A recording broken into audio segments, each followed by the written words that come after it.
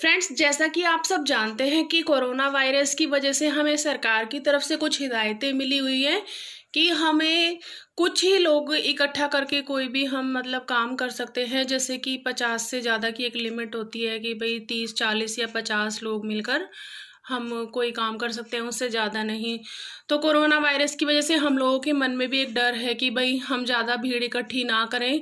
तो corona virus के चलते हम कार्तिक के महीने में अपने घर पे ही किस तरह से पीपल पथवारी लगा सकते हैं, वो आज हम आपको बताते हैं। फ्रेंड्स, ये मेरे तुलसा जी का पौधा है।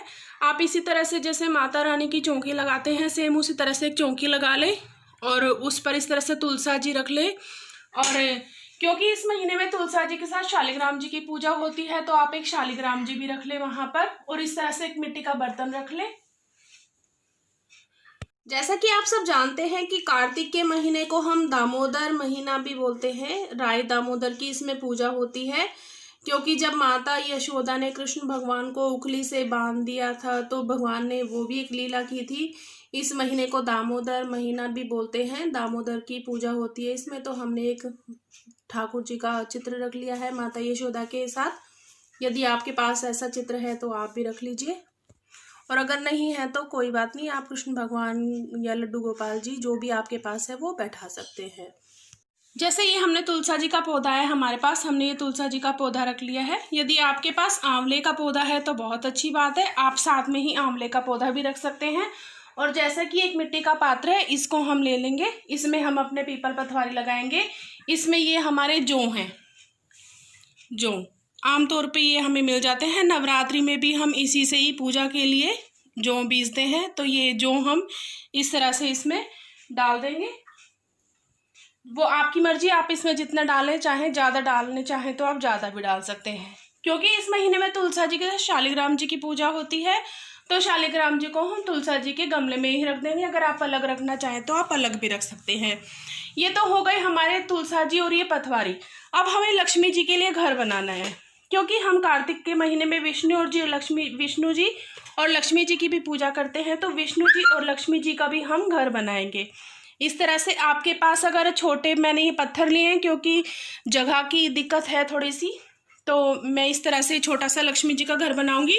आप चाहें तो बड़ी वाली जो ईंट होती है, आप 4 ईंट भी ले सकते हैं। और इस तरह से 4 ईंट को जिस तरह से हमने लगाया है, इस तरह से 4 ईंट लगा लेंगे। और अगर आपके पास विष्णु जी, लक्ष्मी जी की, माता जी की कोई मूर्ति है या लक्ष्मी गणेश जी की कोई मूर्ति है, तो आप लक्ष्मी जी की मूर्ति को भी रख सकते हैं। जब भी हम कोई पूजा का काम करते हैं तो उसमें हमें गणेश जी की जरूर आवश्यकता होती है, तो हम अपने गणेश जी को भी अपने इस छोटे से मंदिर में बैठा लेंगे। और जिस तरह से ये मेरी छोटी है तो इसमें लक्ष्मी जी माता नहीं आ सकती, तो मैं लक्ष्मी जी माता जी को ऐसे ऊपर ही बैठा दूंगी। तो फ्रेंड्स, ये हमारे पीपल पथवारी हो गए। अगर आपके पास ठाकुर जी हैं, लड्डू गोपाल जी हैं, तो आप अपने ठाकुर जी, लड्डू गोपाल जी को यहाँ पर बैठा सकते हैं, क्योंकि जब हम पूजा करते हैं तो हम लड्डू गोपाल जी को भी साथ में जरूर बैठाते हैं। फ्रेंड्स, इस तरह से हम यहाँ पर अगर दिया रखना चाहें तो एक दिया भी रख सकते हैं। और ये इस तरह से हम अपने घर पे एक छोटा सा सेटअप, मंदिर जैसे में होता है वैसे हम अपना छोटा सा सेटअप घर में भी तैयार कर लेंगे। अगर आपके पास आंवले का पौधा है तो आप तुलसा जी के बराबर में आंवले का पौधा भी रख लेंगे। और ये हमारे पीपल पथवारी हो गए।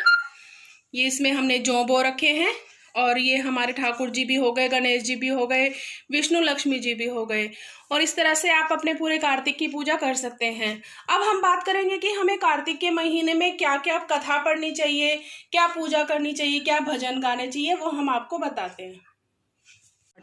इसमें कार्तिक की कैसे पूजा की जाती है, क्या करना चाहिए, हमें क्या पढ़ना चाहिए, क्या नहीं पढ़ना चाहिए, वो सब कुछ इसमें इधर वृतांत से बताया हुआ है कि ये चीज़ें हमें करनी होती हैं कार्तिक के महीने में।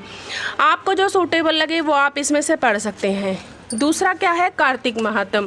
कार्तिक महात्म में 31 अध्याय हैं या 30 अध्याय, 1 मिनट में देख लेती हूँ।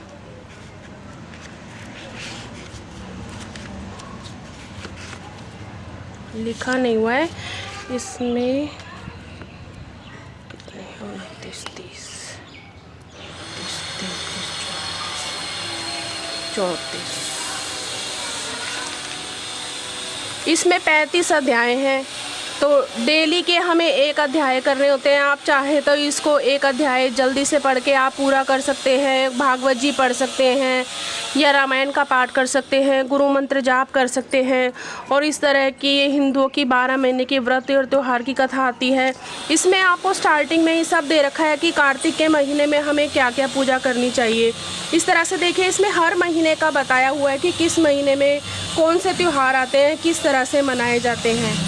इस तरह से देखिए, श्रावण मास, अश्विन मास, भाद्रपद और ये कार्तिक मास की व्रत त्यौहार। इसमें कार्तिक मास में हमें क्या क्या पूजा करनी चाहिए, क्या हम व्रत कर सकते हैं, वो सब कुछ इसमें दिया हुआ है विस्तार से। आप चाहे तो इस तरह की किताब भी खरीद के ला सकते हैं।